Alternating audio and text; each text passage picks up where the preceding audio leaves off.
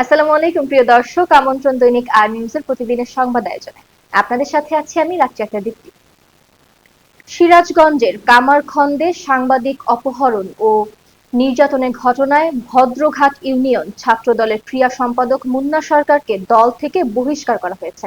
বুধবার 20 আগস্ট কামারখন্দ উপজেলা ছাত্রদলের আহ্বায়ক মাহমুদ হাসান ও সদস্য সচিব তানভীর ইসলামের স্বাক্ষরিত এক প্রেস বিজ্ঞপ্তিতে জানানো হয়, সংগঠনের শৃঙ্খলা ভঙ্গের অভিযোগে মুন্না সরকারকে প্রাথমিক সদস্য পদ সহ সব পদ থেকে অব্যাহতি দেওয়া হয়েছে। 2024 সালের আগস্টে শেখ হাসিনা সরকারের পতনের পর বাংলাদেশের সবচেয়ে বড় ও সংগঠিত ইসলামপন্থী রাজনৈতিক দল জামায়াতে ইসলামী দ্রুত প্রভাব বিস্তার করতে শুরু করেছে। দীর্ঘদিন দমন পীড়নের শিকার হওয়া এই দল এখন আবারও রাজনৈতিক অঙ্গনে শক্ত অবস্থান তৈরি করেছে।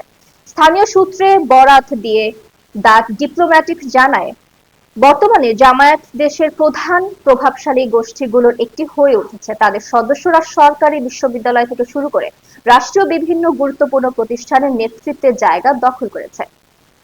সম্প্রতি বিমানের একাধিক উড়োজাহাজে ত্রুটি ধরা পড়ায় রক্ষণাবেক্ষণ ব্যবস্থার মান নিয়ে প্রশ্ন উঠেছে। এরই মধ্যে নতুন করে সামনে এলো আরেক ঘটনা। বিমান বাংলাদেশ এয়ারলাইন্সের 10টি টায়ার চুরি হয়েছে, তবে চুরি না বলে বিষয়টিকে স্থানান্তর হিসেবে উল্লেখ করে শাহজালাল বিমানবন্দরের থানায় একটি সাধারণ ডায়েরি জিডি করেছে প্রতিষ্ঠানটি। গত সোমবার জিডি করেন বিমানের সহকারী ব্যবস্থাপক মোশারেফ হোসেন। এ বিষয়ে বিমানের মহাব্যবস্থাপক ও জনসংযোগ কর্মকর্তা এবিএম রওশন কবির বলেন, নিলামে ওঠানোর জন্য বিমানের ব্যবহৃত টায়ার রাখা ছিল। সেখান থেকে 10টি টায়ার বিমানের 2 সদস্য অন্য একটি এয়ারলাইন্সের কাছে বিক্রি করেছেন। প্রাথমিক তদন্তে বিষয়টি ধরা পড়েছে। নতুন রাজনৈতিক দলের 121টি নিবন্ধন আবেদন নামঞ্জুর করে চিঠি দিয়েছে নির্বাচন কমিশন ইসি। পাশাপাশি এনসিপি সহ 22টি দলের নিবন্ধন চূড়ান্ত করতে মাঠ পর্যায়ে তদন্ত করছে সাংবিধানিক সংস্থাটি। বুধবার 20 আগস্ট ইসি উপসচিব মাহবুব আলম শাহ এর তথ্য নিশ্চিত করেছেন। এবারে আন্তর্জাতিক সংবাদ। 21 থেকে 24 আগস্ট সরকারি সফরে ঢাকায় পৌঁছেছেন পাকিস্তানের বাণিজ্য মন্ত্রী জাম কামাল খান। বুধবার 20 আগস্ট রাতে তিনি হযরত শাহজালাল আন্তর্জাতিক বিমানবন্দরে এসে পৌঁছান।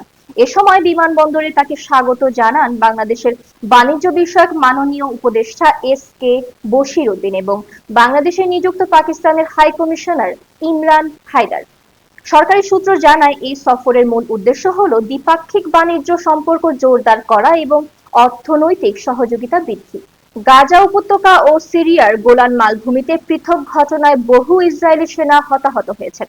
হামাসের সামরিক শাখা ইজ্জেদিন আল কাসসাম ব্রিগেড জানিয়েছে, তাদের পাল্টা হামলায় কয়েকজন ইসরায়েলি সেনা নিহত হয়েছেন।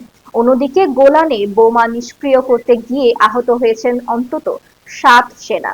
প্রতিবেদনে বলা হয়, গাজার খান ইউনিস এলাকায় আল কাসসাম ব্রিগেডের যোদ্ধারা অ্যান্টি পার্সোনাল সেল ব্যবহার করে ইসরায়েলি বাহিনীর ওপর আক্রমণ চালায়। এতে বেশ কয়েকজন সেনা নিহত হয় বলে দাবি করেছে সংগঠনটি। এবারে খেলার সংবাদ। সাফ অনূর্ধ্ব-17 নারী চ্যাম্পিয়নশিপে জয় দিয়ে যাত্রা শুরু করেছে বাংলাদেশ। ভুটানকে 3-1 গোলে হারিয়েছে লাল সবুজের মেয়েরা। ভুটানের থিম্পুর চাংমিথাং স্টেডিয়ামে বাংলাদেশের হয়ে জোড়া গোল করেছেন আলপি আক্তার। আরেকটি গোল এসেছে সৌরভী আকুন্দের পা থেকে। এতক্ষণ সাথে থাকার জন্য ধন্যবাদ।